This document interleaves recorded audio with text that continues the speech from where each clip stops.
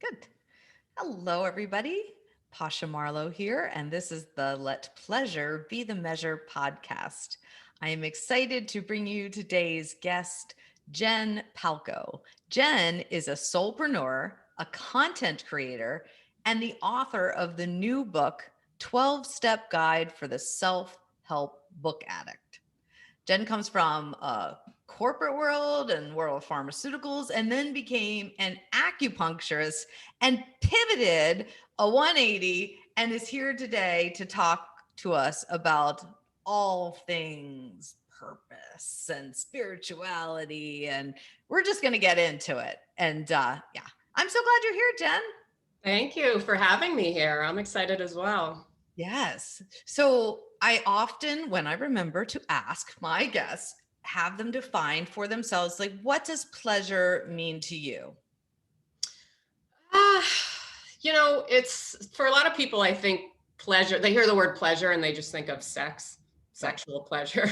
To me, I mean, it's just kind of this filling your heart up, kind of this expansive feeling, just something that makes you feel good, but not on a superficial level, makes your Mhm. spirit feel good, I would say. I So like it could be sexual, it could be, physical, or it could be non-physical. It could be, just anything you do, the small little things you do in your day, or just talking to somebody that really lift you up. Yeah, I love that you bring the spiritual aspect of that up because it's something that we don't often talk about on this podcast, and I'm really excited that I know you're very soulful and spirit led. So I'm excited to have those conversations. Would you say that even when you were in the corporate world and working with pharmaceuticals, were you feeling spiritual then, or is this a new adventure for you? No, not at all. I grew up going to Catholic school for up until college, so about 12, 13 years.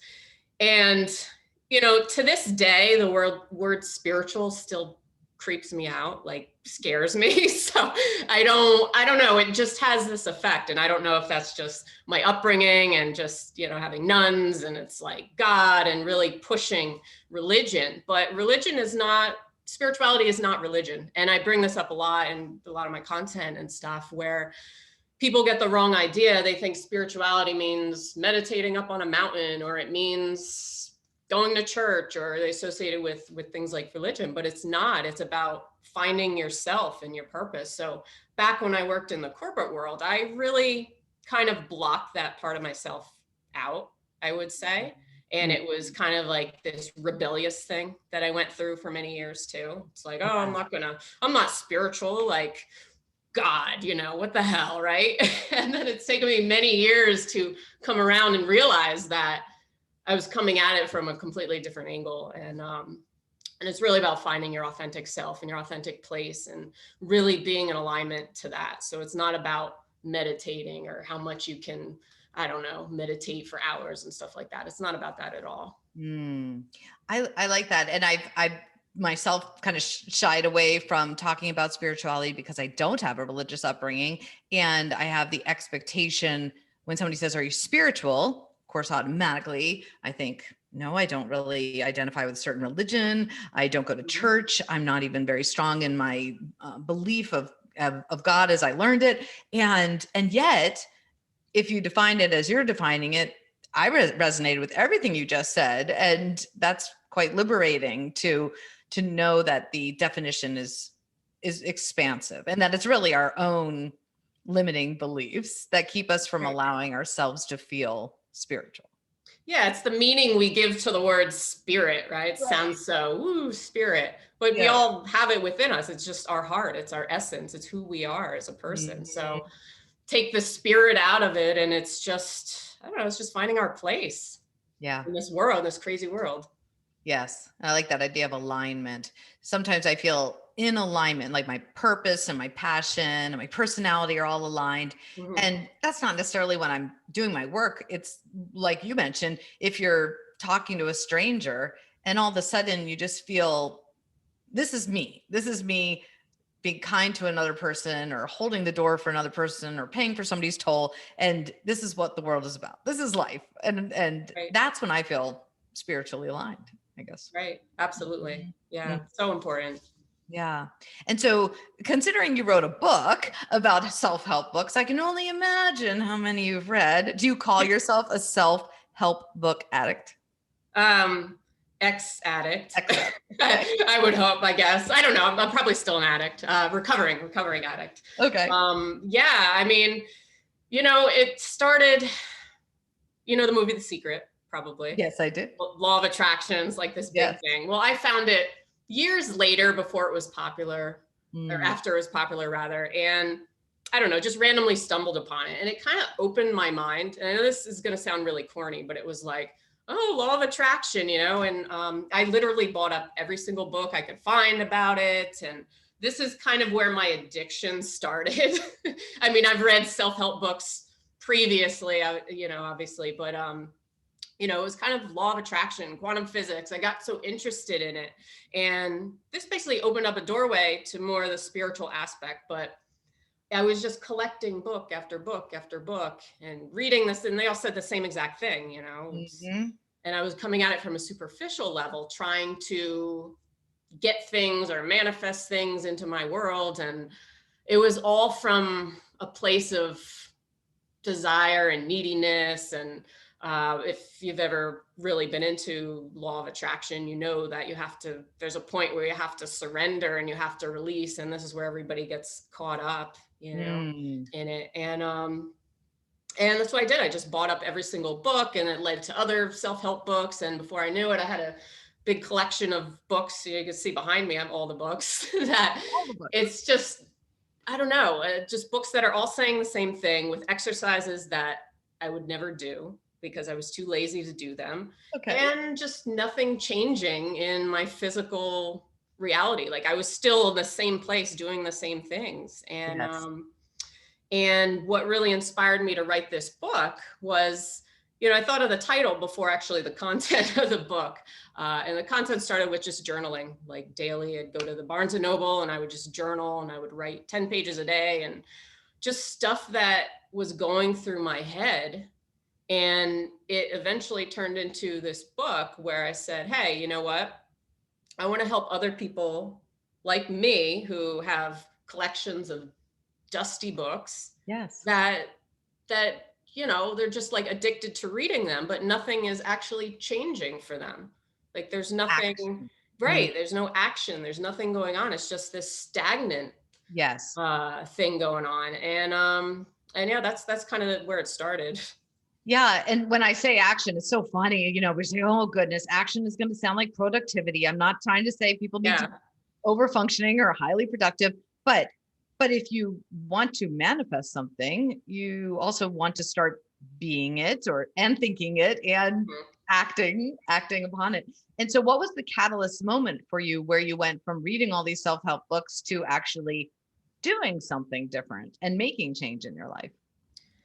I don't know. I think I just woke up one day and I was like, I just keep doing the same shit. I just keep doing the same stuff.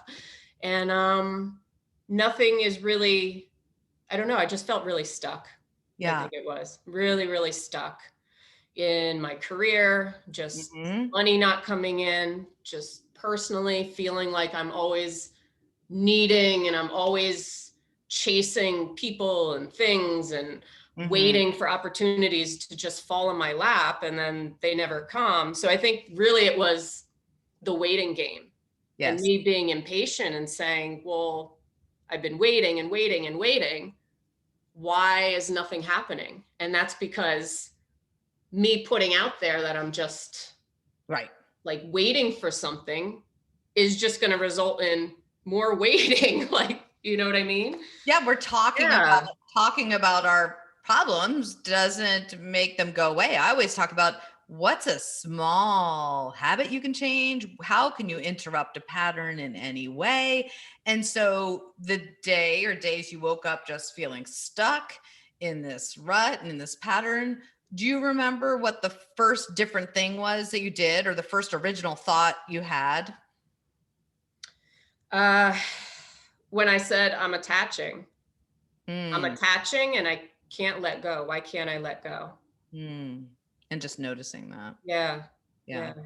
And was this when you were in corporate America as a pharmaceutical rep, or when you were No, as a, this was many years later. This was okay. actually, yeah, I'm 39 years old now, so it was probably mid 30s. It really wasn't that long ago. So it was Yeah. really my 30s, even though it started this process of finding myself and looking for more meaning, it was Hmm. still repeating the cycle of like so looking and searching and attaching to things outside of me. So I Right. think it wasn't until maybe 2 or 3 years ago where I discovered that it's got to come from inside of me, like how I'm feeling inside. If I'm feeling unworthy, if I'm feeling like I'm not accepted, where is that coming from? Hmm. And usually it's coming from early on in life, how we grow up, our parents, Yeah. criticisms that we're receiving, either whether it's in school or whatever it is. Mhm. Um, this stuff starts so young, from a very young age, and Yes. it's just like ingrained in us. And then it shows up in our 30s or 40s or 50s, and we're Mhm. like, what the hell? Yeah. Why is this pattern that like I can't? So you have to recognize it. It's all about awareness first. You have to recognize the pattern first before you can break it. Because if you're not aware of Exactly. yourself in your own body, Right. then it's just going to keep going and going and going. Yes. Yeah. Yeah. Sometimes I draw it out like a circle, like the hamster wheel circle, Yeah. when I shut down, my husband gets defensive, and when he gets defensive, I get angry, and then when I get angry, he shuts down. Like we keep circling around each other. And so changing the patterns of interaction and trying one small thing, and even if it is raising your awareness to your patterns, that's going to be huge. Yeah. And you mentioned that you grew up in a Catholic home, surrounded by nuns. Well, not in my home. I wasn't No. surrounded by nuns, but In yeah. your school. And do you feel like that impacted you? Because what you're mentioning now feels like there's some kind of deep-seated underlying shame that held you back, and it's in all of us, of course. But I hear this a lot from people who have a religious upbringing, a traditional religious upbringing, or any religious trauma. So I'm just curious what you feel like the impact of that was for you. I'm sure it did, because it was all I knew pretty much. My Mm-hmm. parents wanted me to go to a Catholic school because they thought that I would turn out better than the kids who went to a public school, because they And had, better, turn out better, whatever. yeah, there are kind of these underlying racism, prejudice, because of how they grew up and stuff. Yes. So it transfers over. So, Catholic school, I went after, they were hitting kids with rulers and stuff like that. So it wasn't terrible, but there was this degree of just like, this is how things are. Like the school is mostly white and, Mm-hmm. you didn't see a lot of variety. And Mm-hmm. obviously being made to go to church and having crazy nuns and just, I don't know, it was just kind of my only Mm-hmm. thing that I knew. And then when I got to college, which was no longer Catholic, I went crazy, partying and just doing whatever. And I was like, wow, this is so freeing. This is so freeing Mm. not being this way. But I mean, it wasn't like a very, very strict Catholic upbringing, but I'm sure it definitely had effects on just how I was thinking, how I was conforming, um, Yes. my sexuality. Mm-hmm. I didn't come out to my family until I was in my early 30s. So that was another thing, not even recognizing who I was Mm-hmm. from a sexual standpoint, Mm-hmm. um, and kind of getting inklings in high school, but never really doing anything about it. Like Right. it was there, but I didn't really think anything of it. And it wasn't until later where I'm starting to expand myself and my thinking that I felt more of the pressure to come out and be more of who I am. Yes. And so coming out Catholic, that could be a whole a podcast in and of itself. Right. Um, to your family, did it go as expected? No. Never I mean, does. I knew they weren't going to be happy about it. So I came out in 2015. And, when you come out to your family, you play it in your head a billion times. all the different scenarios, all the different ways that it could go. And really, that doesn't serve too much of a purpose because you just don't know how it's going to go down. But I was feeling pressure. I was with somebody at the time. Up until that point, basically all my relationships, and I've dated men too, initially, but now women. But it's up until that point, I would hide all my relationships. I would keep secrets. I mean, I was in a 7-year relationship with a woman that was completely hidden from my family, didn't know anything about. And when I came out to them, it wasn't what I expected. It was very harsh. They did not take it. They basically played the victim and said some really nasty things to me. There's the usual stuff like, oh, we think you're confused. And was it something that we did? And now we're not going to have grandkids. And we wish you were asexual. That was a weird one. And it was, that would be easier for them if you right. And even like as the days went on, I said, okay, they're going to come around. They're going to come around. And, I remember my mother walking upstairs one day and I thought, okay, she's going to say, we don't love it, but we love you anyway. But no, she said, and I quote, we still think you're confused and we wish you never told Dad and myself. And that was really, really hit me hard. But at the same time, it was freeing. It was completely freeing. I know I had to do it because I was in a place where I was so stuck. And it, even though they didn't like it, I mean, it's been years now and our relationship is fine. We don't talk about it, like some families do, but it is what it is. Like, I think it's going to be different for every person. You can't change other people, especially their views, but you have, I guess, a obligation to yourself to be yourself. Absolutely. If you really feel like you are stuck in a place, and some people are hidden in the closet, they never come out. And maybe they don't want to, maybe they don't need to. But for some people, it's kind of this nagging, it's almost like a tag that's bothering you on your shirt. And that's it keeps a great analogy. itching you. And this is something that can last for years and years and years. And eventually you get a big rash, right? Or something, or hives or something. So it's something where you feel like if there's something completely misaligned or there's something really stuck inside, you feel like a heavy weight, just getting over the fact of trying to change other people and their reaction.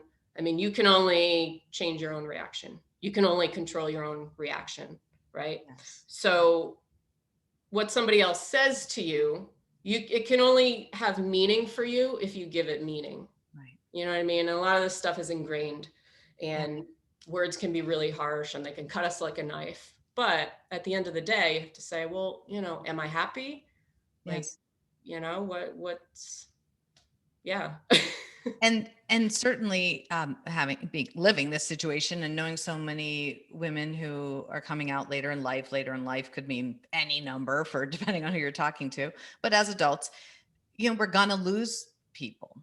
Some people lose their families over it. Some people lose their friend circle.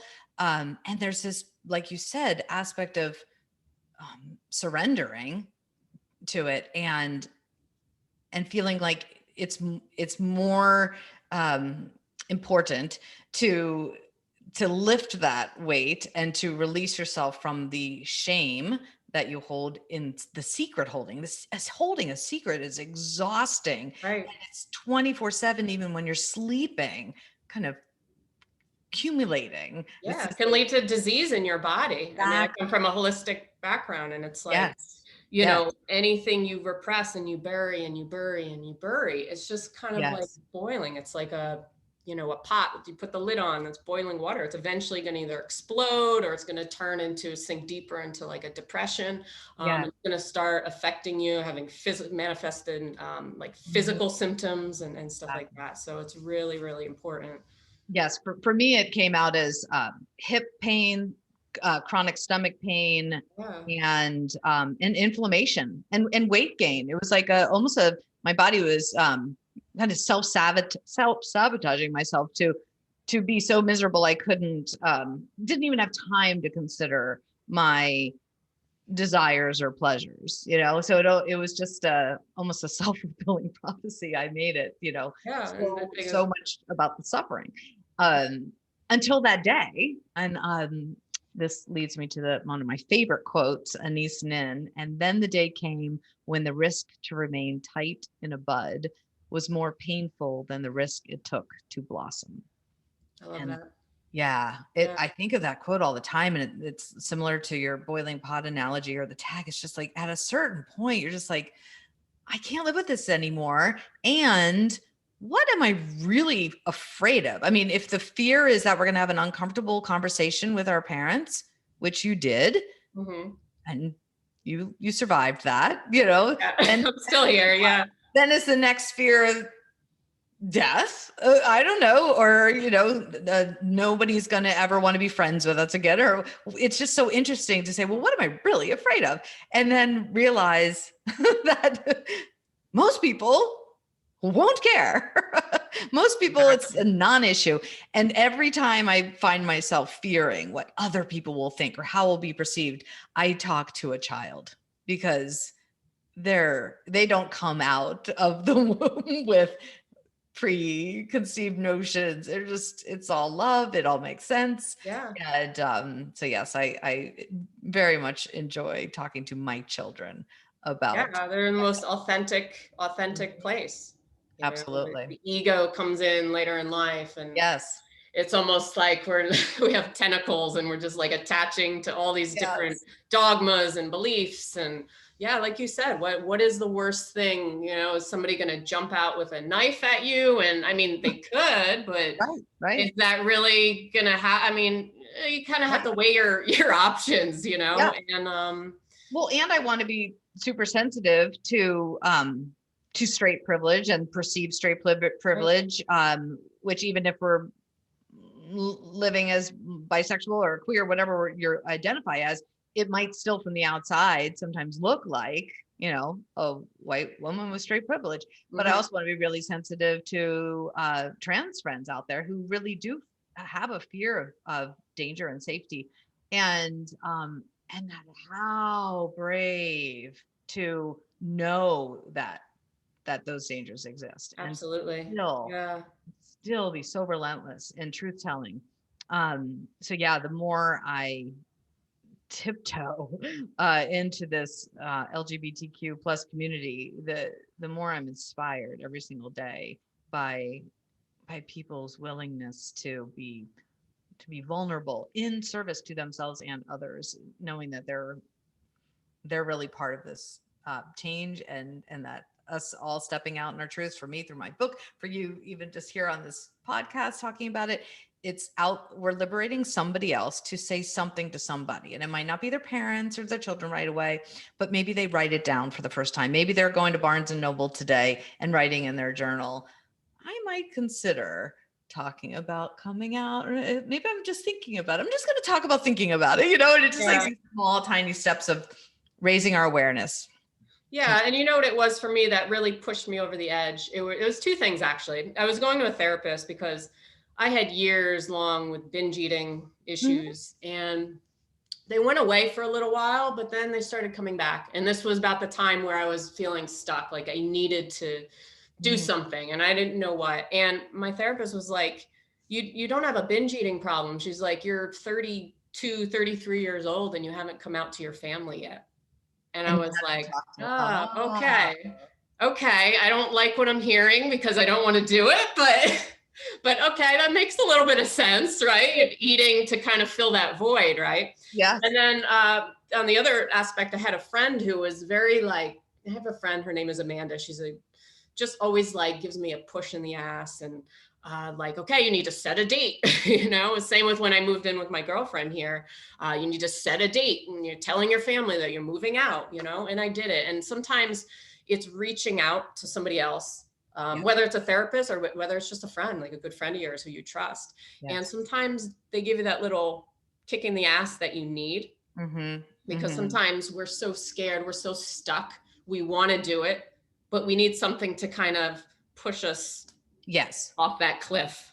And I think setting a date is that's this action step we're talking about in manifesting. If you give yourself a date, and maybe in the end that date doesn't ultimately feel right, but at least you're setting it. So you're setting that goal of saying, okay, on this day, more action will certainly take place if you do that. And then I love that you had a friend who is holding you accountable to it and going to be a soft place to land if the shit hit the fan. Yeah. So yeah, I think that's beautiful. And do you think you would have come out to your family had you not already entered into a relationship with a woman? I'm sure I would have down the line, because I feel like, nothing external of us can really make us happy in the end. So if you're totally misaligned to who you are, that your spirit recognizes that. Your authentic self recognizes that. So if you're just going through your life, sure, you can put blinders on, you can do all the superficial things, but you know who you are on the inside. Like, your truth. You can't Mhm. hide that no matter how much you distract yourself with things on the outside or relationships or money or whatever it is. Yes. At the end of the day, you're still going to go to bed and you're still going to have those moments of silence where that part of you is coming out. I mean, I don't know. I could be wrong on that, where people can really repress it, and but it's still there. It's still inside of you. I think you're onto something. I think at Yeah.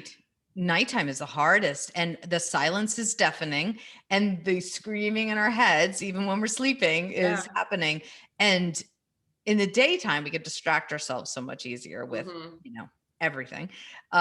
So I know for me, I had chronic insomnia since 2001. And it's slowly, now my book's only come out a couple weeks ago. So, and I have only come out a couple weeks ago now. So but I'm slowly feeling even that lifting. Like my dreams are less um, of a struggle. There's less turmoil in them. Hmm. Some of them are even pleasant, and I don't wake up feeling nauseous anymore. It's fascinating to me how Yeah, much in our subconscious we hold, absolutely. and how freeing it is. And uh, and it's like you, it didn't play out as I thought it would. I think I wrote a couple sentences in the book where, what if I publish this book and everything changes? That's scary.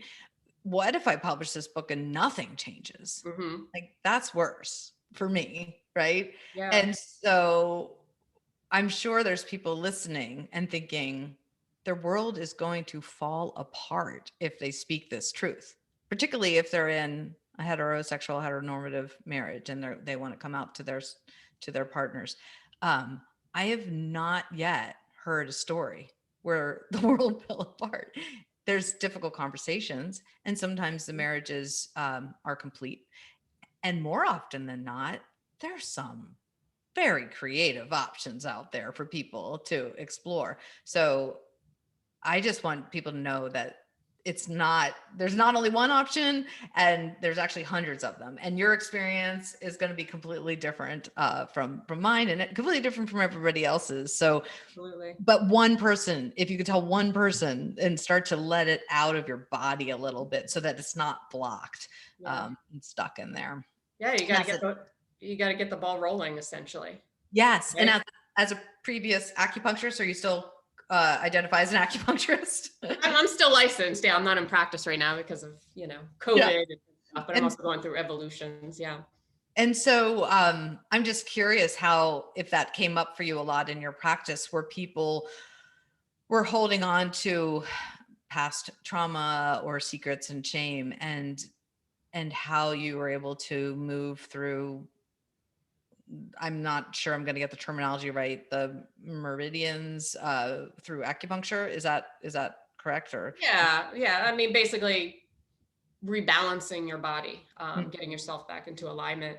I worked in like a drug and alcohol detox for a long Mm. time, and you know, you would think, okay, acupuncturist, you're just treating the physical symptoms of withdrawal and stuff like that. But probably 95% of the people, it was anxiety, it was depression, it was they're using drugs or heroin or whatever it is to cover something up, whether it's a trauma or whether it's them feeling out of alignment or they came from a family who abused them or something like that. So everybody always, and this is why I really am empathetic towards anybody who has addiction issues or Yes. knows somebody, because at the end of the day, we're all human beings just Yes. trying to survive, right? It's our natural instinct to try to survive. So what do we do for protection? We bury stuff, or we put up a shield and we close off our heart, and really peeling back the layers. And it's not easy to be vulnerable. It's not easy to bring up old memories or stuff that have really, caused somebody to go down a road of whether it's drug use or alcohol use or eating or whatever it is, to protect themselves.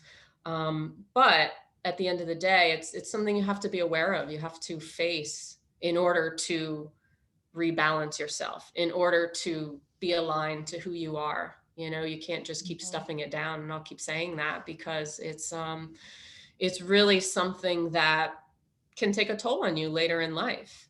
Yes. And at the end of the day, it's like, well, yes, I can be physically harmed, I can be emotionally harmed, but I guess you have to weigh the options with it. And it's like, by me just bearing this and living my life in a very superficial way and never healing myself from the inside out, it's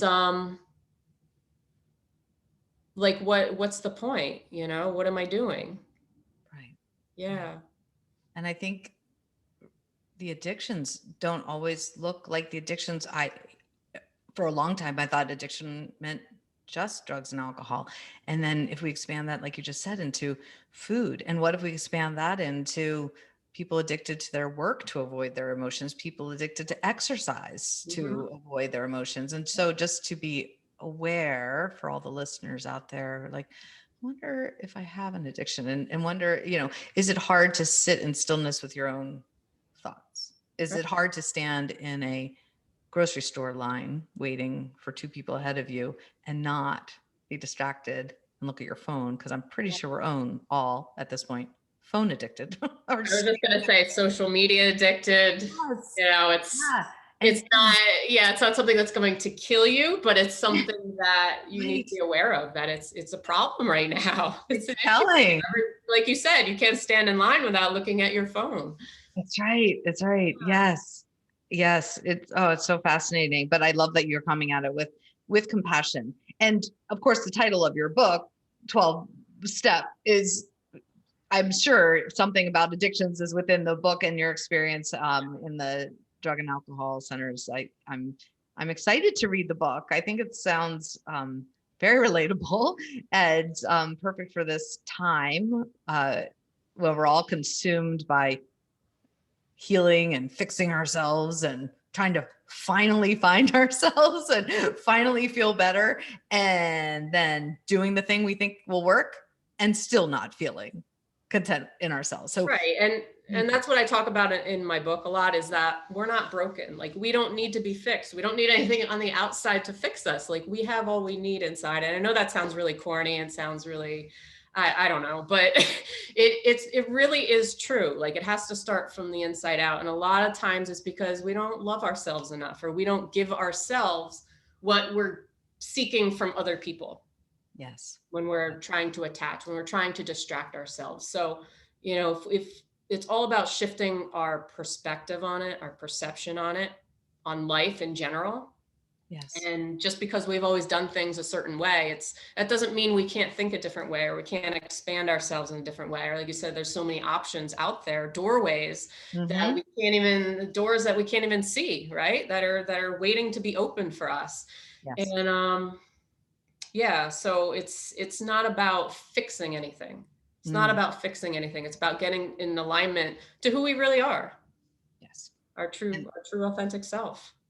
And all you need already lies within you.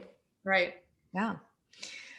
Well, Jen, this has been a fantastic conversation. I thoroughly enjoyed it. And I'm sure there's going to be people out there who want to get a hold of you, read your book, learn about your work. What's the best way for people to reach you? Well, I'm on all social medias, Instagram, Jen_Palko. My website is jenpalko.com. So you can find my book on there, but it's also on barnesandnoble.com, Amazon, all the good websites out there. I'm on Facebook. I'm on Twitter, Jen Palko. So I'm around. I'm around. Yes, I found it very easy to find you with your name alone, Palko. It's a great to have an unusual name. Same with me. If you want to reach me, very easy. Pasha Marlowe on Facebook, on Instagram, on Clubhouse, my website, pashamarlowe.com. So keeping it simple. If you enjoyed this podcast, please subscribe or review or share. All the things are so appreciated, especially as we're just starting off. And I thank you so much, Jen, for coming in and having this Thank you. I appreciate it. thoughtful and expansive, my favorite. I love your book, by the way. Thank you. For anybody out there who has not read it yet, I highly, highly recommend it. It's awesome, especially if you are thinking of maybe coming out, or even if not. Thank you. Straight, non-straight. It's a great book. Thank you. I forget sometimes to remember that I wrote a book. Yes, My Next Husband Will Be a Lesbian is the name of the book. Although I always say, or not, because I could change my mind any fucking time. So yes. Thank you so much, Jen. I look forward to talking to you and seeing you soon. Absolutely. Thank you. Bye. Thank you.